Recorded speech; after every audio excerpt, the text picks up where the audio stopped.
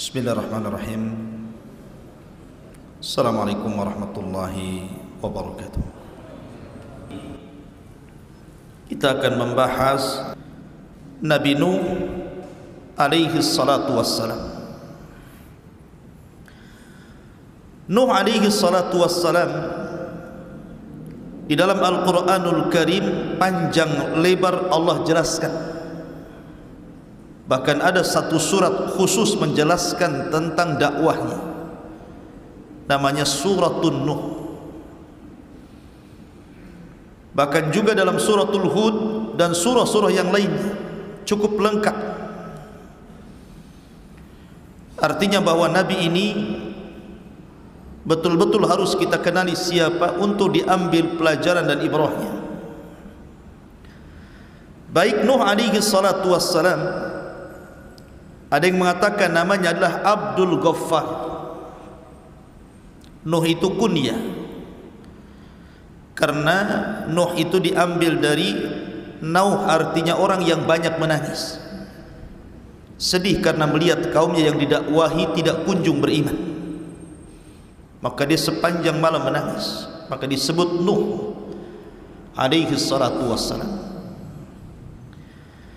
Adapun nasabnya, Nuh adalah Nuh ibnu Lamik, ibnu Mutawaslikh, ibnu Khanuh, dan Khanuh adalah Idris.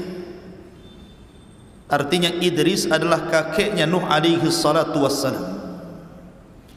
Ibn Yarid, Ibn Mahlail, Ibn Qainan, Ibn Anush, Ibn Shith, Ibn Adam alaihi salatu wassalam, Abul Basharil Ula.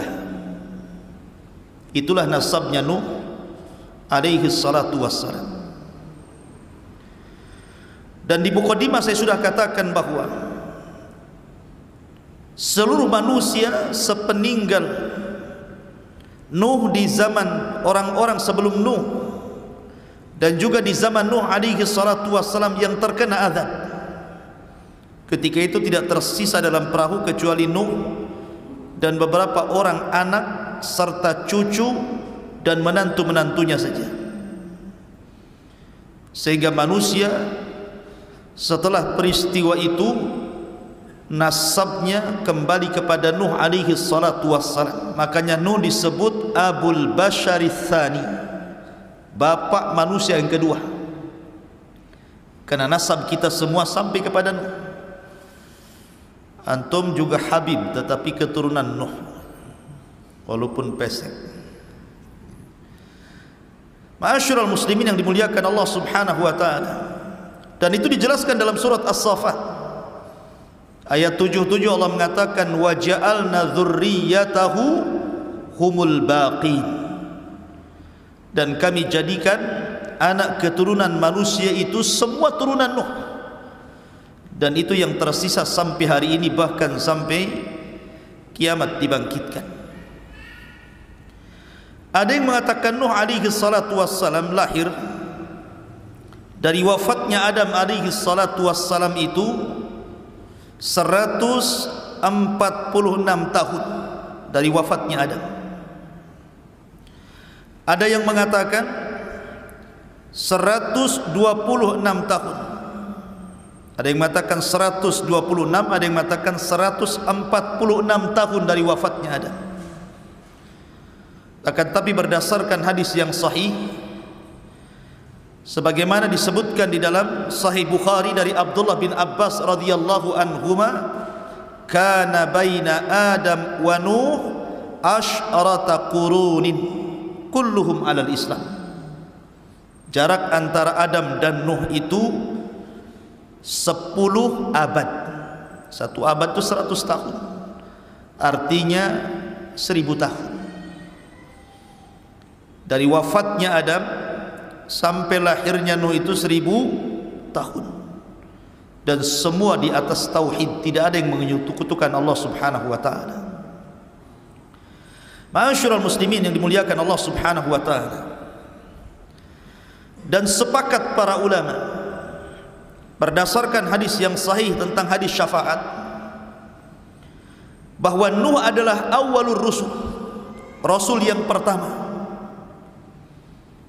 Karena Adam adalah nabi, Syith nabi, Idris nabi, tetapi Nuh adalah rasul pertama. Kenapa? Karena Allah Subhanahu wa taala menyebutkan dalam surat Nuh, Allah mengatakan an anzir qaumaka, agar engkau memberikan peringatan kepada kaum wahai Nuh. Dan nadharah, peringatan itu karena ada sebuah penentangan terhadap Allah dan Rasulnya yang sangat besar. Makanya ketika Allah Subhanahu wa taala berfirman kepada Rasul, inna arsalnaka basyiran wa mubasyiran wa nadhira, sesungguhnya kami mengutus anda wahai Muhammad basyiran, sebagai kabar gembira, wa mubasyiran, dan menghabar gembirakan kepada orang lain, wa nadhira, dan memberikan peringatan. Jadi ada basyir, ada nadhir. Kalau Adam alaihi salatu wassalam mubasyir, Syith mubasyir, Idris mubasyir, tetapi Nuh bukan hanya mubasyir tapi nadhira. An anzir qaumaka, disuruh memberikan peringatan, karena dia adalah rasul pertama yang memperingati manusia dari kesyirikan. Karena sebelumnya belum ada syirik. Adam diutus kepada anak-anaknya, tidak ada kesyirikan. Kemudian Syith diutus kepada saudara-saudaranya, tidak ada kesyirikan. Begitu juga Idris diutus kepada anak-anak pamannya, kerabat-kerabatnya, dan belum ada kesyirikan. Baru di zaman Nuh alaihi salatu wassalam, satu-satunya nabi yang diutus Allah untuk menyampaikan kalimat la ilaha illallah. Karena ketika orang berbuat syirik berarti melepaskan kalimat itu,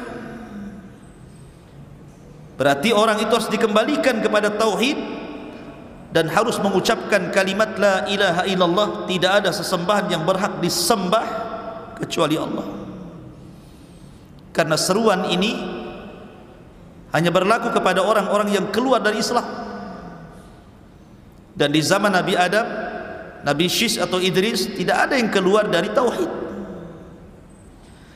Ma'asyiral muslimin yang dimuliakan Allah Azza wa Jalla, maka dari sini berdasarkan hadis, fayatuna nuhan fayaquluna ya nuh innaka anta awwalar rusul ila ahlil ardi, maka manusia ketika di padang mahsyar mereka berangkat kepada Nuh untuk meminta syafaat. Kemudian setelah mereka di hadapan Nuh, manusia pun mengatakan, ya Nuh anta awwalur rusul, engkau adalah awal rasul, rasul pertama yang Allah utus ke dunia. Ishfa' lana ila rabbik, berikan syafaat untuk kami kepada Tuhan. Dari sini menunjukkan bahwa Nuh adalah awal rasul. Karena sering saya ulang-ulang tentang kisah keluarga Wad, tentang kisah keluarga Wad. Disebut Wad itu karena manusia cinta kepada Wad itu. Dalam bahasa Arabnya Wad itu artinya cinta, mawaddatan wa rahmah kan itu.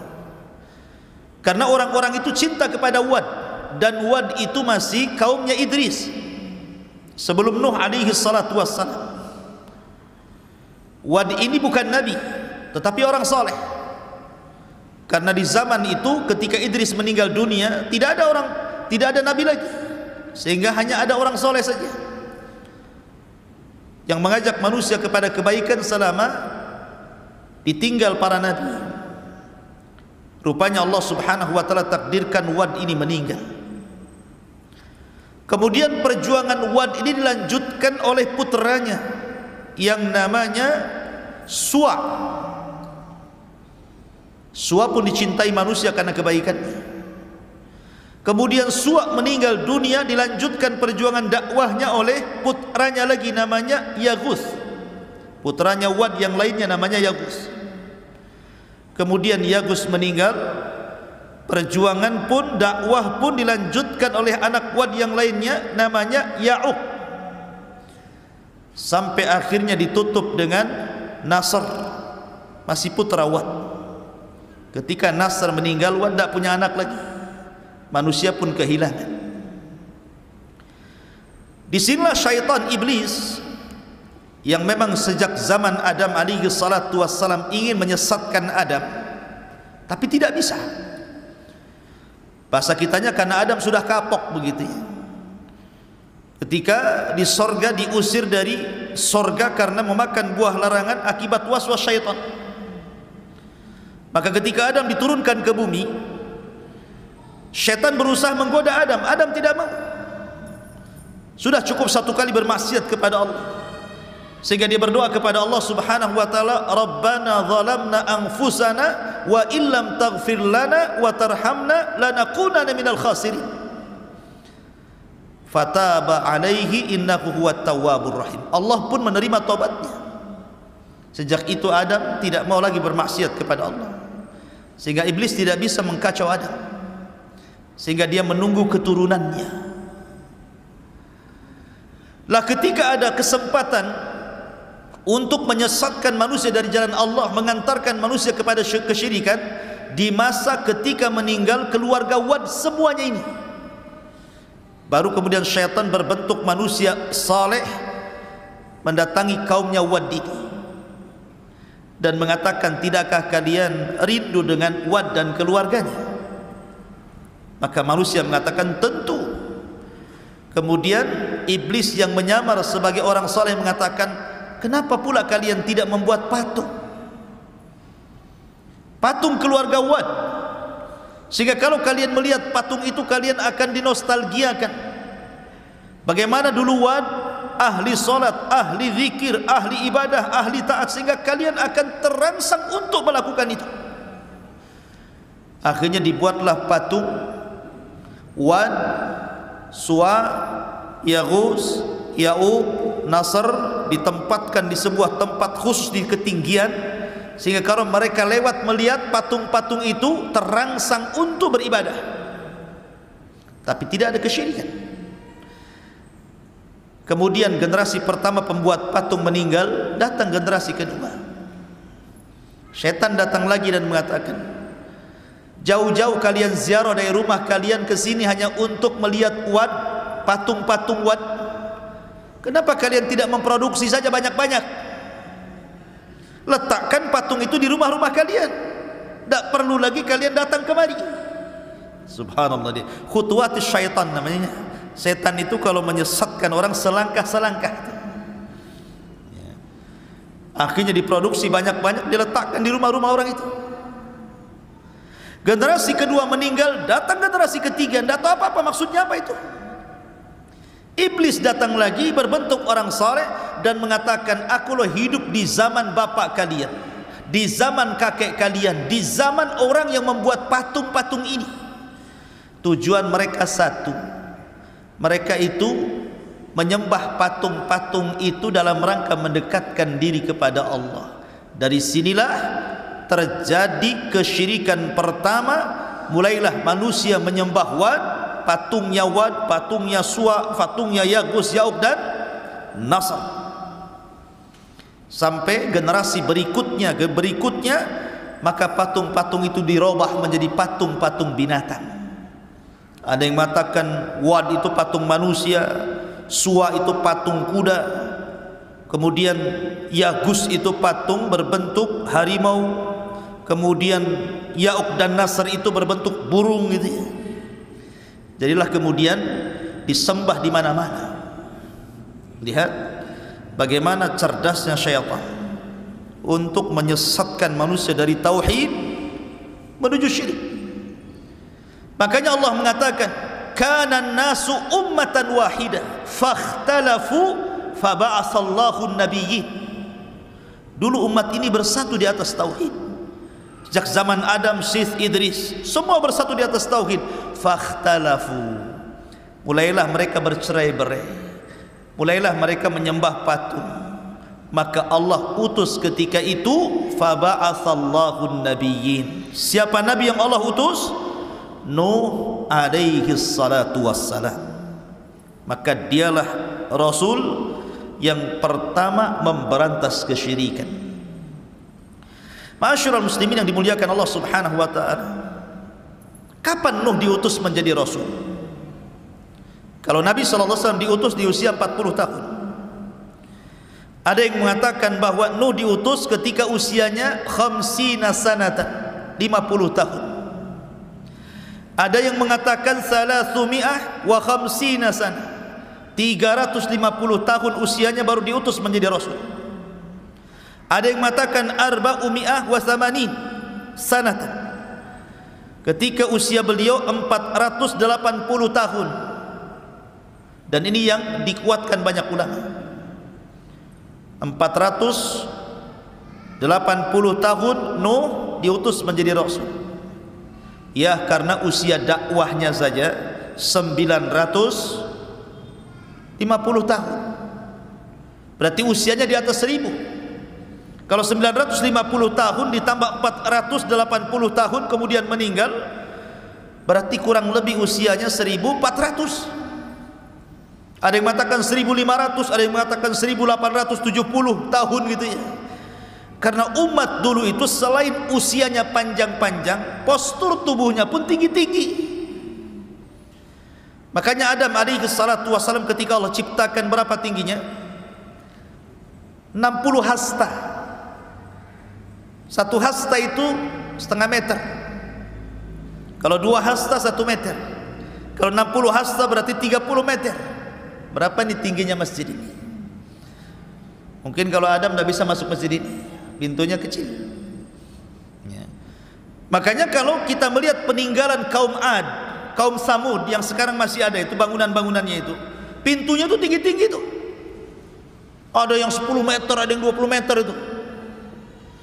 Menunjukkan bahwa orang dulu itu fisiknya pun tinggi-tinggi, badannya besar-besar, otomatis juga usianya panjang-panjang lah. Tetapi makin kesini makin posturnya makin kecil, makin kecil, makin kecil, ya usianya pun dikurangi sampai Rasul mengatakan a'maru ummati baina sittina wa sab'in. Usia umatku berkisar 60 sampai 70 tahun saja, sedikit yang melewati itu ya. Ma'asyiral muslimin yang dimuliakan Allah Subhanahu wa taala. Adapun keluarganya, Nuh alaihi salatu wassalam itu memiliki 4 putra.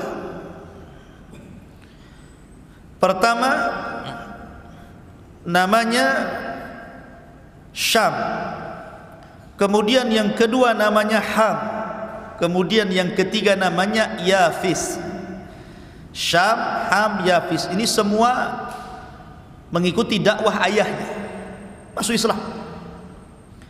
Hanya satu yang Allah Subhanahu wa ta'ala takdirkan tidak ikut ayahnya, tapi ikut agama kaumnya, namanya Kan'an. Dia tidak ikut bapaknya. Kenapa? Karena pengaruh buruk ibunya. Makanya penting mencari pasangan itu yang baik. Karena kalau antum memiliki istri yang buruk akan mempengaruhi kepada keburukan anak antum. Lihat kepada istri Nuh alaihi salatu wassalam, satu-satunya, bahkan satu di antara 2 istri Nabi yang dijadikan percontohan kepada orang-orang kafir. Wa daraballahu mathala lilladzina kafaru imra'atah. Dan Allah jadikan permisalan terhadap orang-orang kafir 2 perempuan. Perempuan siapa? Imra'atu Nuhin wa imra'atu Lut. Imra'atu Nuhin wa imra'atu Lut. Istri daripada Nuh dan istri daripada Lut, dua-duanya kafir, padahal suaminya Nabi. Maka karena keburukan akhlak istrinya Nuh, turun kepada Kan'an, turun kepada anaknya Kan'an, dua-duanya kufur. Subhanallah ya. Nuh diuji dengan istri dan 1 anaknya ini. Padahal Nuh sudah berusaha menyelamatkan anak loh ya. Ketika dia di atas perahu, dia lihat Kan'annya sudah lari-lari ke bukit tinggi-tinggi untuk menyelamatkan dari banjir. Nuh sudah berteriak, ya bunayyar kam ma'ana, anakku naik ke perahu, karena tidak ada yang selamat hari ini. Tapi anaknya mengatakan, sa'awi ilal jabal, hendak saya akan cari tempat yang paling tinggi. Memang sampai di mana banjir ini katanya. Tetapi Nuh mengatakan, wahai anakku, tidak ada yang selamat hari ini. Pasti air ini akan melewati setinggi manapun gunung yang ada di sini. Subhanallah ikhwan, tidak ada yang selamat satu pun, semua diratakan, semua dibinasakan kecuali Nuh dan orang yang ada di perahunya. Ma'asyiral muslimin yang dimuliakan Allah Azza wa Jalla. Adapun tentang masalah perahu Nuh alaihi salatu wassalam, Nuh alaihi salatu wassalam dijelaskan. Jadi ketika pada tanggal 10 dari bulan Rajab, berarti bulan Rajab kemarin, sekarang sudah masuk Sya'ban ya. Jadi Nuh alaihi salatu wassalam naik ke atas perahu, maka mereka pun kemudian berada di atas perahu itu. Ada yang mengatakan mi'ah wa khamsina yauman, 150 hari. Jadi Nuh berada di atas perahu itu 150 hari, diombang-ambing ombak sana sini gitu ya. Sampai akhirnya kapal itu bersandar di Bukit Judi Irak selama 1 bulan. Ketika bersandar itulah kemudian Nuh mengutus beberapa burung. Datang burung kemudian memakan daun zaitun. Oh, berarti sudah surut. Kemudian diutus burung lagi, rupanya tapaknya ada tanahnya. Oh, berarti sudah sampai ke bumi surutnya. Setelah 1 bulan di atas perahu itu baru kemudian turun. Maka dari situlah kemudian kehidupan manusia dimulai setelah Allah hancurkan semuanya sejak zaman Adam alaihi salatu wassalam. Akhirnya kemudian Nuh alaihi salatu wassalam selama itu pas di bulan Muharram, ada yang mengatakan tanggal 10, kemudian Allah selamatkan dari banjir bandang yang sangat besar. Taib, ma'asyiral muslimin yang dimuliakan Allah Azza wa Jalla, saya tertarik menceritakan Nuh ini dari sisi dakwahnya saja. Jadi malam ini kita akan banyak bercerita tentang sisi dakwah Nuh alaihi salatu wassalam yang menarik. Karena Nuh ini menggunakan metode dakwah itu luar biasa. Luar biasa. Berbagai macam metode dilakukan Nuh, akan tapi memang hidayah milik Allah. Dan saya ambil dari satu surat full, surat Nuh alaihi salatu wassalam. Kita baca ayat per ayat dan kita terangkan sekedarnya. Allah Subhanahu wa taala berfirman di dalam Al-Qur'anul Karim, inna arsalna Nuhan ila qaumi, sesungguhnya kami utus Nuh kepada kaumnya. Maknanya begini, antum kalau hendak berdakwah di sebuah daerah, kalau yang menjadi seorang dai, seorang ustadz atau penyeru kebaikan itu adalah putra daerah, tentu akan mudah berdakwah. Mendakwahinya itu akan mudah, pengaruhnya akan banyak. Berbeda kalau seandainya saya bukan putra daerah, diutus kepada daerah tertentu, ya ada yang berhasil, ada yang tidak. Begitulah para nabi. Kalau nabi diutus itu biasanya diambil dari kaum yang akan didakwahinya. Makanya Allah Subhanahu wa taala mengatakan wa ila adin akhahum hud, dan kepada kaum Ad saudara mereka diutus Hud. Wa ila Tsamud akhahum Saleh, dan kepada kaum Tsamud saudara mereka Saleh diutus. Wa ila Madyan akhahum Syuaib, kepada Madyan saudara mereka diutus Syuaib. Artinya bahwa setiap nabi dan rasul itu dibangkitkan dari kaumnya. Supaya apa? Supaya mudah diterima. Karena mereka mengetahui kepribadian nabi itu sejak kecil, remaja, dewasa, sampai diangkat jadi nabi. Mereka mengetahui akhlaknya, tutur katanya, muamalahnya, sehingga ketika mereka mengetahui dari kecil sampai besar dan Allah siapkan semuanya, mereka tidak bisa mencela. Seperti Rasul umpamanya, sedari kecil sudah dikatakan Sadiqul Amin, orang yang jujur lagi amanah. Tidak bisa mencela Nabi dari segi akhlak. Mereka hanya bisa mencela dari segi ajaran saja. Maka Nuh diutus dari kaumnya sendiri. Makanya Allah mengatakan, inna arsalna Nuhan ila qaumi an anzir qaumaka min qabli an ya'tiyahum adzabun alim. Agar engkau wahai Nuh memberikan peringatan kepada kaum sebelum datang kepada mereka azab yang pedih. Menunjukkan bahwa azab itu tidak mungkin turun kecuali setelah datangnya peringatan. Wa ma kunna mu'adzibina hatta nab'atsa rasulah. Tidak mungkin kami mengazab sebuah kaum kecuali setelah diutus rasul kepada mereka. Kemudian Nuh mulai berdakwah. Qala ya qaumi inni lakum nadhirum mubin. Wahai kaumku, saya ini diutus kepada kalian sebagai nadhir, peringatan yang jelas. Ani'budullaha wattaquhu wa ati'un. Sembahlah Allah, bertakwalah kepada Allah dan taati perintahku. Maka kalau 3 perkara ini kalian lakukan, maka Allah akan berikan 2 keistimewaan kepada kalian. Kalau kalian mau menyembah Allah, mentauhidkan Allah dan meninggalkan patung-patung Wad, Yaghus, Ya'uq, Suwa dan Nasr itu, kemudian kalian takut kepada Allah dan kalian mentaati semua perintahku, karena tidak mungkin aku perintahkan kecuali dari Allah, maka kalian akan diberikan 2 keistimewaan. Apa itu? Yaghfir lakum min dzunubikum. Pertama, Allah akan ampuni dosa-dosa kalian. Yang kedua, wa yuakhirkum ila ajali musamma. Allah akan panjangkan umur kalian. Allah akan panjangkan umur kalian. Jadi kalau kalian mau meninggalkan patung-patung itu, mentauhidkan Allah, bertakwa kepada Allah, taat kepada perintahku, kujamin dosa kalian yang dulu-dulu kesyirikan kalian itu Allah akan ampuni. Dan bukan hanya itu saja, wa yuakhirkum ila ajali musamma. Allah akan tambah panjangkan usia kalian, sehingga kalian bisa menikmati isi dunia ini dengan panjang lagi.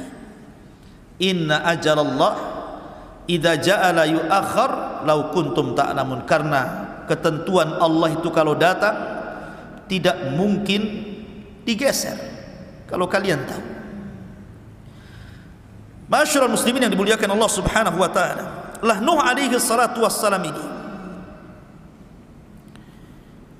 beliau bukan hanya sekadar berdakwah sebagaimana dakwah kita hari ini gitu. Seorang pendai yang berdakwah hari ini yang hanya mungkin mengambil seminggu sekali, atau pagi saja atau malam saja, tidak. Nuh itu semua waktu dipakainya untuk berdakwah. Mau siang, mau malam, tidak peduli. Dan itu diceritakan oleh Nuh sendiri dalam Al-Quran. Qala rabbi inni da'autu qaumi laila wa nahara. Ya Rabb, sesungguhnya aku mendakwai kaumku siang dan malam. Subhanallah, 950 tahun berdakwah kepada kaumnya siang dan malam. Bukan hanya siang saja, malam pun didakwahi. Bukan hanya itu saja, falam yazidhum du'ai illa firara. Tetapi apa yang terjadi? Usaha Nuh, mungkin bahasa kitanya kurang banyak berhasil, karena tidak menambah kepada mereka dari dakwahku, kata Nuh, illa firara, kecuali mereka lari, tidak mau mendengarkan. Seperti apa sikap kaumnya itu? Allah mengatakan, wa inni kullama da'autuhum litaghfira lahum ja'alu asabi'ahum fi adhanihim wastaghshaw thiyabahum wa asarru wastakbaru istikbar. Dan saya setiap kali mendakwahi mereka kaumku, kata Nuh, agar mereka meninggalkan patung-patung itu, kesyirikan mereka, dan meminta ampun kepada Allah Azza wa Jalla. Apa yang terjadi? Kalau bisa semua jari ini, telunjuk ini masuk ke dalam telinganya, lubang telinga. Kalau bisa semua masuk, masukkan semuanya. Ketika Nuh apabila mendakwai kaumnya, kemudian mulai masukkan jarinya ini ke dalam lubang telinganya, mulai dia pakai isyarat. pakai isyarat, karena kalau ngomong kan nggak didengar. Gimana didengar? Wong ini telinganya sudah ditutup, terpaksa pakai isyarat. Ya. Kayak orang bisu gitu ya, pakai isyarat gitu. Mungkin satu-satu gitu. Gitu ya. Lah setiap kemudian Nuh, bayangkan mulai dari bicara, setelah itu mereka menutup kuping, maka Nuh pakai isyarat. Ketika Nuh merubah dakwahnya dari bicara ke isyarat, akhirnya wastaghshaw thiyabahum, mereka pun tidak mau melihat isyarat telunjuk-telunjuk Nuh, diambilnya baju, ditutup wajahnya. Anda bisa bayangkan. Cukup wa asarru. Kalau Nuh bicara, mereka pun bicara.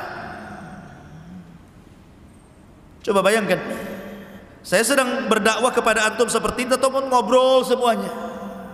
Siapa yang tahan duat seperti ini? Atau ketika saya berbicara, tiba-tiba antum ambil handset, handphone diletakkan pula di telinga antum.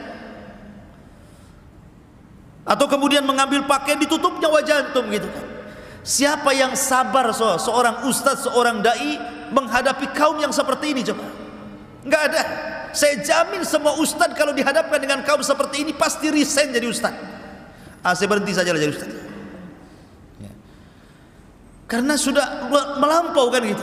Bicara ditutup telinga, pakai isyarat ditutup wajah. Mulai dilantangkan bicaranya, mereka malah teriak-teriak. Wastakbaru istikbara, makin congkak sombong, menolak kebaikan. Summa inni da'autuhum jihara, summa inni a'lantu lahum wa asrartu lahum israra. Oh, boleh jadi mungkin ada di antara kaum Nuh itu ada yang ingin masuk ke dalam Nuh tetapi takut. Kan ada tuh umpamanya seperti di zaman Nabi kan ada dakwah namanya dakwah sirriyah, ada dakwah jahriyah kan. Ada dakwah sirriyah, door to door bahasa kitanya. Dari pintu ke pintu, tidak ramai di depan manusia. Ada dakwah jahriyah, terang-terangan. Tapi ada kemudian sahabat Rasul yang ingin masuk Islam tapi takut menyembunyikan keislamannya. Makanya ketika permulaan Islam datang Abi Dzar Al-Ghifari, Jundub ibn Junadah ingin masuk Islam. Kemudian setelah masuk Islam kata Rasul, "Uktum Islamak," sembunyikan keislaman. Jadi ada beberapa sahabat yang menyembunyikan keislaman. Maka boleh jadi mungkin kalau saya terang-terangan kata Nuh, ada yang ingin masuk kepada dakwahku, takut mereka. Maka Nuh pakai metode dengan cara apa? Door to door. Makanya kemudian Allah mengatakan, "Summa inni da'autuhum jihara." Kemudian aku berdakwah terang-terangan.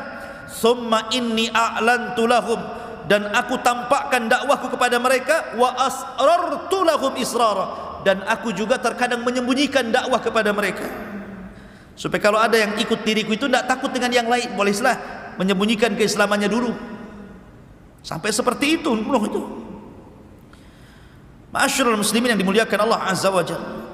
Kemudian Nuh alaihi salatu wassalam mengatakan, "Faqultu astaghfiru rabbakum innahu kana ghaffara." Lihat metode dakwah Nuh alaihi salatu wassalam. Siang malam enggak kenal lelah. Kemudian jihar, israr, terang-terangan, sembunyi-sembunyi. Kemudian dengan thariqah targhib. Ini targhib namanya. Targhib itu sama dengan memberikan kabar gembira. Jadi Nuh alaihi salatu wassalam pertama tidak menakut-nakuti dulu dia. Jadi metodenya memberikan kabar gembira. Apa kata Nuh? "Istaghfiru rabbakum innahu kana ghaffara." Mintalah ampun kepada Rabb kalian, karena dia adalah zat yang maha pengampun. Tinggalkan patung-patung itu, tinggalkan kesyirikan kalian, kembali kepada tauhid.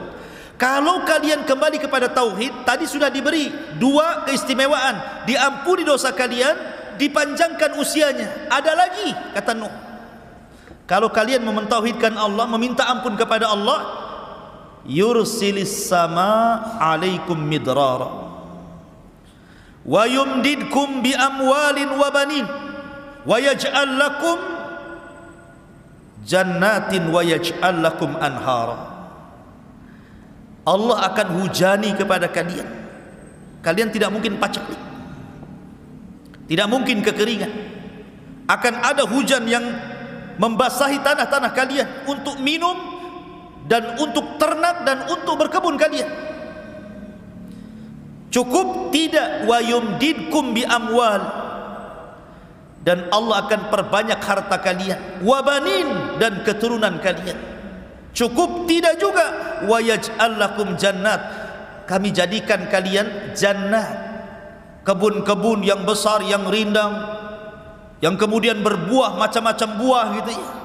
Wa yaj'al lakum anhar, sungai-sungai, parit-parit, lautan-lautan, semua akan mengalir untuk kalian. Lihat, Nuh menjanjikan kepada mereka banyak perkara tuh. Asal kalian tobat, beriman kepada Allah, mentauhidkan Allah, istighfar kepada Allah, Allah ampun dosa kalian, Allah akan panjangkan usia kalian, Allah berikan hujan kepada kalian, Allah perbanyak harta dan keturunan kalian, Allah suburkan kebun kalian, bahkan Allah akan berikan sungai-sungai dan air-air yang bermanfaat kepada kalian. Cukup gimana ini? Ini janji loh ya. Dikasih kabar gembira. Tetapi apa yang terjadi tetap saja, rupanya tidak mempan dengan cara diberikan kabar gembira. Sekarang berbalik nih. Karena dengan cara kabar gembira tidak mempan, Nuh mulai menakut-nakuti. Allah mengatakan, malakum la tarjuna lillahi waqara, malakum la tarjuna lillahi waqara.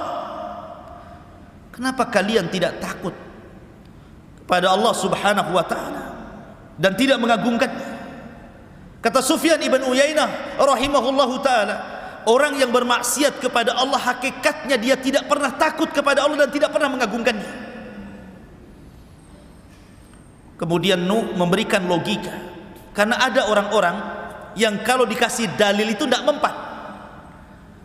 Pamannya dalil tentang wujudnya Allah, antum bacakan ayatnya, memang dia mengingkari Quran, ngapain dibacakan Quran? Dibacakan hadis Nabi SAW ditentangnya, memang dia mengingkari kerasulan Nabi SAW, buat apa dibacakan hadis? Sehingga terkadang berdakwah itu perlu logika.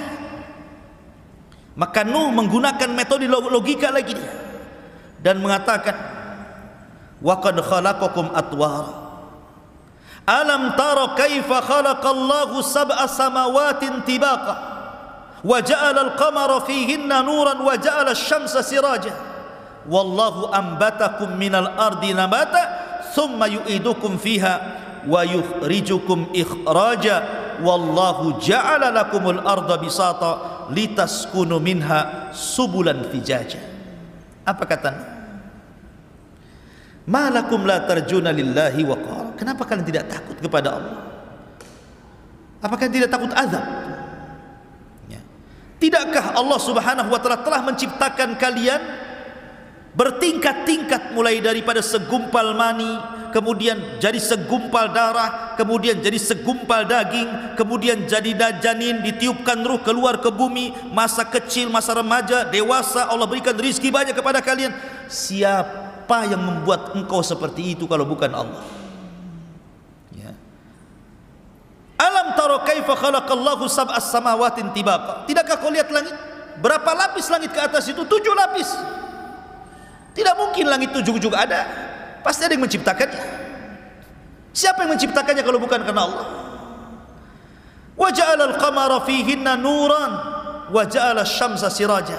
Atau kau tidak lihat bulan yang bercahaya?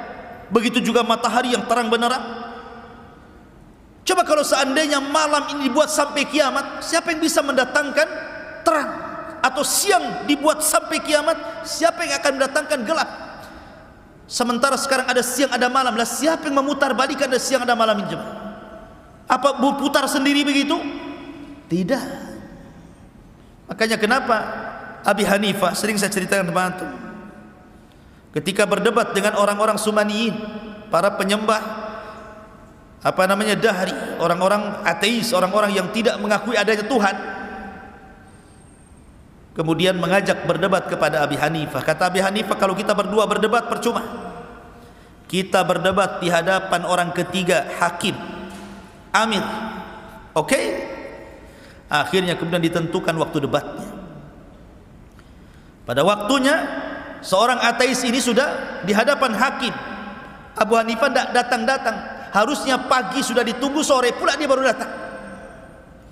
Pas Abi Hanifah datang, dicelanya Abi Hanifah dan mengatakan, engkau ini imam, seorang ulama, kepercayaan kaum muslimin, tapi engkau tidak amanah. Harusnya kau tepat waktu, kenapa kau terlambat? Kata Abi Hanifah, bukan itu masalahnya. Yang membuat aku terlambat karena aku terhenti di pinggir sungai. Ketika aku melihat ada halilintar membelah pohon, bah, kemudian pohonnya terbelah jadi dua.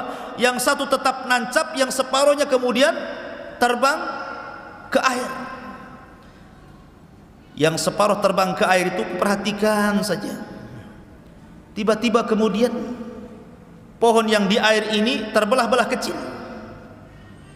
Kemudian tiba-tiba teranyam. Kemudian tiba-tiba sudah ada besinya saja. Tiba-tiba berbentuk perahu dia. Maka aku pun naik ke dalam perahu itu. Kemudian perahu tiba-tiba jalan sendiri, dan akhirnya akulah sampai kepada sini, katanya. Baru sampai aku ke sini. Maka sang ateis mengatakan, kadzabta, dusta kamu. Mana bisa perahu ujug-ujug jadi gitu. Ya, harus diserut dulu, kan gitu ya, dirangkai dulu, dipaku dulu. Ujug-ujug jadi gitu aja perahu gitu kan. Berarti kata Abi Hanifah, kalau perahu saja tidak mungkin tiba-tiba jadi perahu dari batang kayu, apakah alam semesta ini tiba-tiba ada? Yang kecil saja harus ada yang membuat, masa langit dan bumi nggak ada yang membuat? Bahasanya kan seperti itu, ya kan? Masyarul muslimin yang dimuliakan Allah Azza wa Jalla, wallahu ambatakum minal ardi nabata, dan Allah yang menumbuhkan kalian dari bumi, untuk kalian dari bumi nabat, tumbuh-tumbuhan, sayur-sayuran macam-macam. Tsumma yu'idukum fiha wa yukhrijukum ikhraja. Kemudian Allah kembalikan kalian, maksudnya Allah wafatkan kalian, wa yukhrijukum ikhraja, kemudian Allah keluarkan dan bangkitkan kembali pada hari berbangkit nanti. Wallahu ja'ala lakumul arda bisata, dan Allah telah jadikan bumi ini terhampar sehingga kita bisa berjalan dengan tenang, ya. Litaskunu fiha, litaskunu minha, agar engkau bisa tinggal di bumi yang datar itu, subulan fijaja, bahkan bisa berjalan ke sana kemari. Ini namanya dalilul akli, namanya dalil akal tentang wujudnya Allah Subhanahu wa ta'ala. Karena mereka menyebutkan Allah. Maknanya begini, Nuh itu mau mengatakan seperti ini sebenarnya. Apakah yang menciptakan langit dan bumi itu Tuhan ini, Wad, Yagus, Ya'uk yang kalian sembah ini, ataukah Allah? Atau yang menumbuhkan tumbuh-tumbuhan ini patung-patung kalian, ataukah Allah? Nah gitu maksudnya. Jadi diajak secara logika gitu ya. Tetapi memang kaumnya adalah kaum yang degil, ikhwan. Tak juga dapat hidayah, enggak ada dapat hidayah. Sehingga Nuh alaihi salatu wassalam mengatakan, Rabbi innahum asawni wattaba'u ma lam yazidhu maluhu wa waladuhu illa khasara.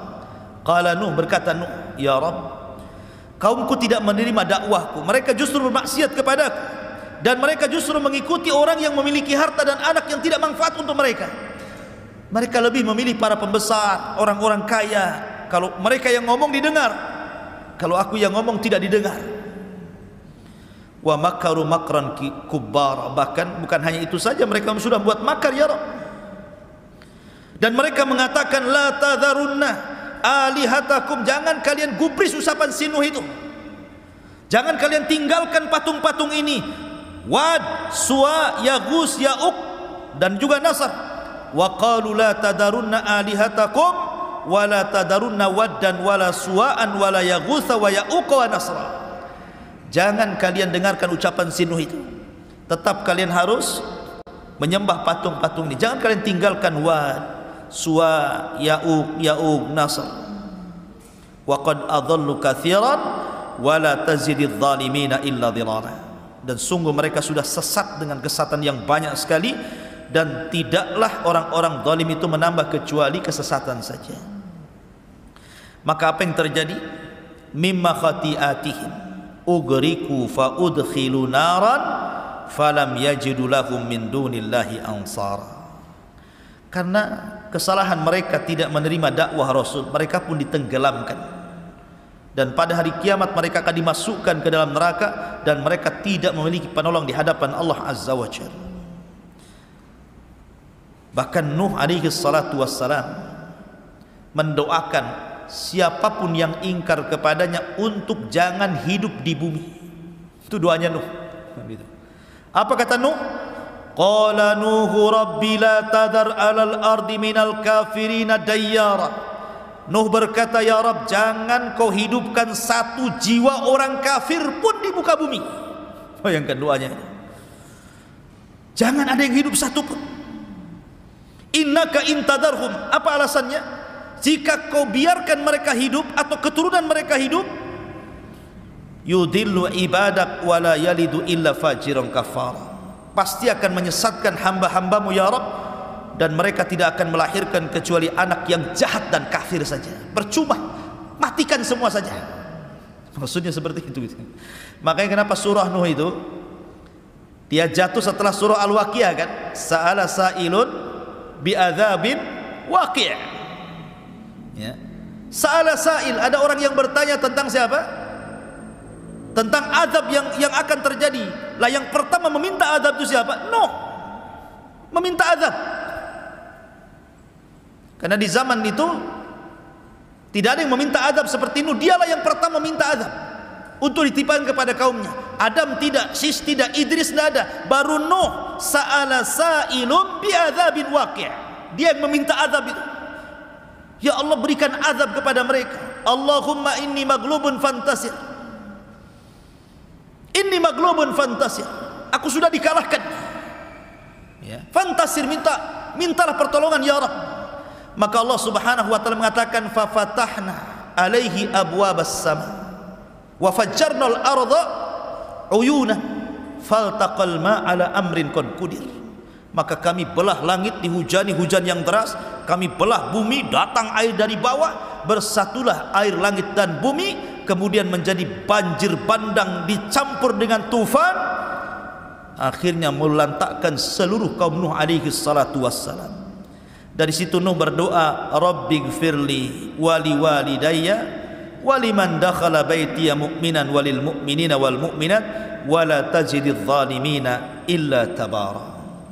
Ya Rabb, ampuni aku, ampunilah kedua orang tuaku, dan ampunilah orang-orang yang masuk ke rumahku, baik dia mukmin laki-laki atau perempuan, dan jangan kau tambah bagi orang-orang zalim kecuali kehancuran ya Rabb. Nuh, lihat bagaimana Nuh alaihi salatu wassalam begitu hebat dakwahnya, tapi juga dengan berbagai macam metode kan, siang, malam, terang-terangan, sembunyi-sembunyi, dengan cara tafsir memberikan kabar gembira, menakut-nakuti, tetap saja kaumnya seperti itu. Makanya kemudian Allah Subhanahu wa taala mengabadikan kisah Nuh di banyak ayat dalam Al-Qur'an. Bagaimana dakwahnya Nuh alaihi salatu wassalam. Ma'asyiral muslimin yang dimuliakan Allah Azza wa Jalla, pelajaran besar dari kisah Nuh alaihi salatu wassalam adalah bahwa hidayah itu milik Allah, bukan milik siapapun. Nabi Ibrahim alaihi salatu wassalam diuji dengan ayahnya Azar. Azar tidak masuk Islam, tidak masuk agama Ibrahim. Padahal Ibrahim itu kurang apa lembutnya dalam berdakwah, bapaknya pun menolak. Ya kan? Nuh dan Lut tidak mampu mendakwai orang yang paling dekat dengan dia, yang satu kamar setiap malam, istri mereka, bahkan anak mereka Kanaan. Ya. Kemudian Nabi Yusuf alaihi salatu wassalam tidak bisa mendakwai saudara-saudaranya, bahkan yang mencelakakan Yusuf saudara-saudaranya juga, walaupun kemudian belakangan bertobat kepada Allah Azza wa Jalla.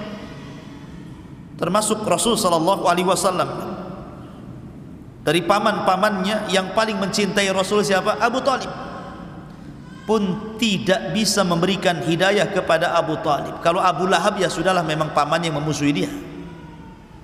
Tapi Abu Talib yang merupakan ayah angkatnya, wa wajadaka yatiman fa'awa, kami dapati engkau Muhammad yatim, kemudian kami berikan perlindungan. Salah satu yang dikirim Allah untuk melindungi Rasul setelah dari pangkuan kakeknya Abdul Muttalib adalah Abu Talib, sampai diangkatnya jadi Nabi dan Rasul, sampai menikah dengan Khadijah.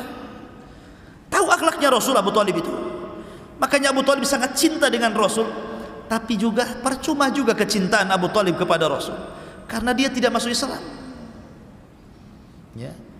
Rasul dihadapkan dengan Abu Talib, saling mencintai. Rasul mencintai Abu Talib, Abu Talib mencintai Rasul. Tapi tidak menjadikan Abu Talib selamat dari neraka kan? Menunjukkan bahwa hidayah itu milik Allah. Tetapi walaupun hidayah milik Allah, ada tugas bagi kita semua, sampaikan hidayah Allah lewat hidayah kita, hidayatul irsyad. Jadi tugas kita ini menyampaikan hidayah Allah kepada mereka. Soal mereka sadar, mereka tidak sadar, itu urusan Allah. Taufik itu milik Allah Azza wa Jalla. Tapi jangan berhenti dari dakwah. Karena terkadang orang itu diuji dari orang dekat. Diuji ibunya tidak mau sholat, diuji saudaranya tidak mau akur, diuji oleh istrinya nggak mau ibadah, diuji oleh suaminya, macam-macam orang itu ujian itu kan. Dan paling berat memang dari dalam.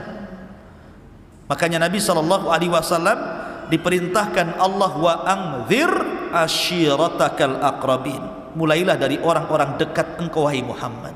Ku anfusakum wa ahlikum nar. Jagalah diri kalian dan keluarga kalian dari api neraka. Wallahu a'lam.